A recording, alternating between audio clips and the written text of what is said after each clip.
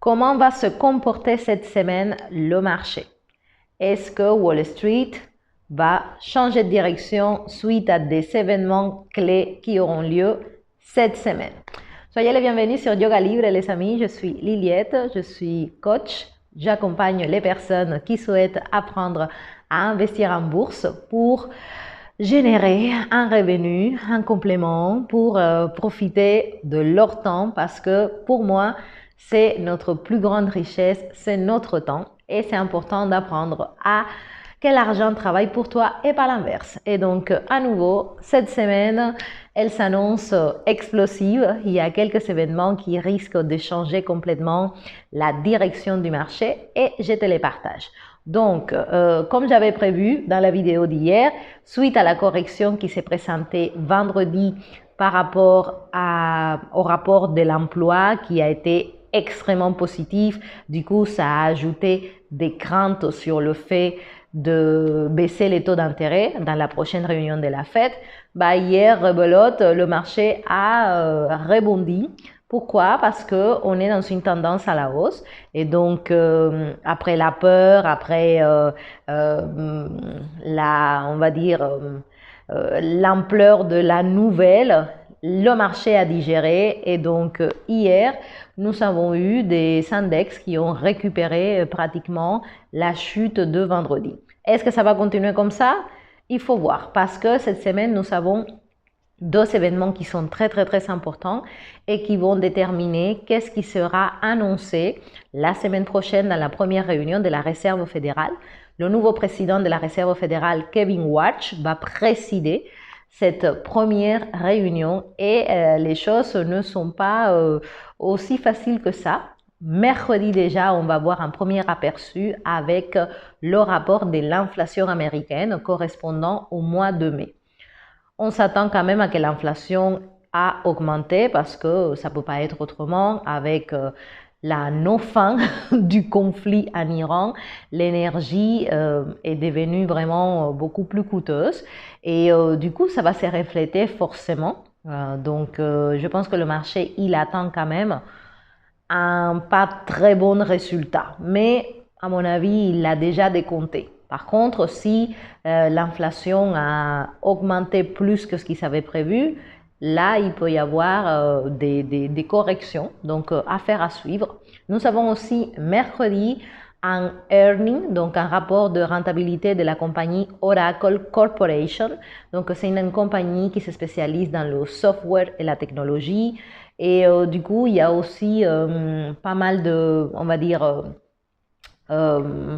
d'incertitude parce que est-ce que le marché de tout ce qui est intelligence artificielle et software est en train d'être surévalué? Est-ce que ça peut continuer à croître aussi énormément que les investisseurs pensent?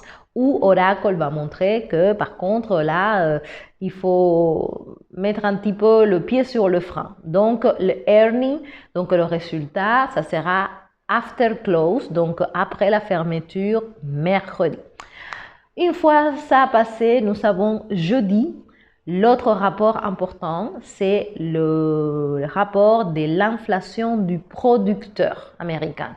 Donc ça aussi très important parce que la Réserve fédérale se base sur ces deux index, donc l'inflation et l'inflation au producteur pour étudier et pour prendre la température en fait de l'économie américaine. On sait déjà que le fait qu'il y ait un marché de l'emploi assez solide, ça réduit pas mal les probabilités que des taux d'intérêt soient baissés. Donc on va voir après la sortie de ces deux nouvelles, on pourra se faire le panorama, il va être un petit peu plus clair.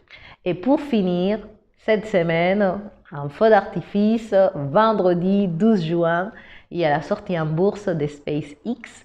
Donc voilà, un événement qui est très attendu, il y a énormément de spéculations, on est en train de dire que ça va être la compagnie la plus importante de l'indice Nasdaq, donc une surévaluation, elle va être évaluée à je ne sais pas combien de milliards, mais voilà, Tout ça, pour l'instant, c'est bruit du couloir. Il faut attendre que ça sorte et pour voir le comportement.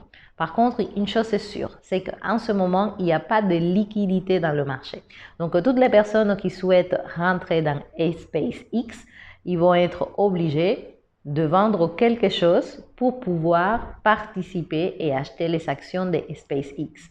Et donc, attention, parce que la partie du marché, le bloc du marché qui a le plus augmenté, c'est quoi? C'est les semi-conducteurs. Donc, s'il y a une vente massive des semi-conducteurs pour avoir de la liquidité pour rentrer chez SpaceX, ça peut avoir une incidence sur l'index SP500, le Standard & Poor's 500, et le Nasdaq. Pourquoi? Parce que le bloc des semi-conducteurs est basiquement ce qui est en train de guider le marché en ce moment. Et c'est que là où il y a de l'argent. Voilà, parce que c'est ce qui a monté énormément depuis quelques mois. Donc, les investisseurs, naturellement, s'ils veulent de la liquidité, ils vont vendre. Et le seul endroit où ils peuvent vendre, c'est les semi-conducteurs. Donc, attendons voir un petit peu ce que se passe. À nouveau, dans mon monde à moi, vu que je t'enseigne à faire des options, on n'est pas trop assujetti à toutes ces nouvelles parce que dans les options, tu as des dates limites pour faire tes opérations. C'est pas comme quand tu achètes une action que tu peux passer toute ta vie avec l'action, qu'elle monte et qu'elle descende. Voilà, t'as pas trop à t'inquiéter. Mais par contre, tu peux te dire que s'il y a des mouvements très volatiles, c'est avec les options que tu vas faire les meilleures rentabilités. Donc, si ça t'intéresse à nouveau, d'ouvrir tes œillères, d'apprendre à investir grâce à cet outil extraordinaire qui te permet de multiplier ton argent très rapidement, de minimiser tes pertes et tes risques de perte en capital, voilà, je te laisse mon mail dans la description. Donc, voilà les amis, ce que j'avais à vous partager aujourd'hui. Certainement une semaine où il va falloir naviguer tranquillement parce qu'il y a beaucoup d'expectatives, parce que on est aussi dans l'attente éventuellement de la fin du conflit en Iran depuis, voilà, ça fait déjà quelques mois. Donc, bon, à mon avis, le marché, il a déjà décompté que ça va se finir à un moment ou à un autre. Donc, est-ce que ça sera pour l'ouverture de la Coupe du Monde qu'ils vont trouver un accord? Bon, ça serait bien parce que c'est dans 2 jours, mais bon, ça m'étonnerait parce qu'ils sont encore en train de ultimer tous les détails. Et ensuite, les rapports officiels de l'inflation et de l'inflation aux producteurs, ça va tout de suite donner le ton. Est-ce que c'est le bon moment pour baisser les taux d'intérêt? Est-ce que carrément il faut les augmenter? Donc ça irait complètement à l'encontre de ce qu'il souhaite Trump, parce que déjà il a presque harcelé Monsieur Powell, l'ancien président de la Fed, précisément parce qu'il ne baissait pas les taux d'intérêt. Mais est-ce que Kevin Warsh va pouvoir, avec des rapports qui ne seront pas positifs pour faire cette démarche, est-ce qu'il va pouvoir baisser les taux d'intérêt? Voilà. Et juste à être là, à être connecté avec cette réalité pour pouvoir l'observer. Et vendredi, voilà, l'entrée en jeu des SpaceX. Moi, j'ai déjà donné mon analyse. Personnellement, je ne rentre pas dans des compagnies comme ça qui sortent au marché parce que souvent ils sont un peu gonflés au niveau des prix. Et une fois que tous les indicateurs sont possibles, on peut faire une meilleure analyse.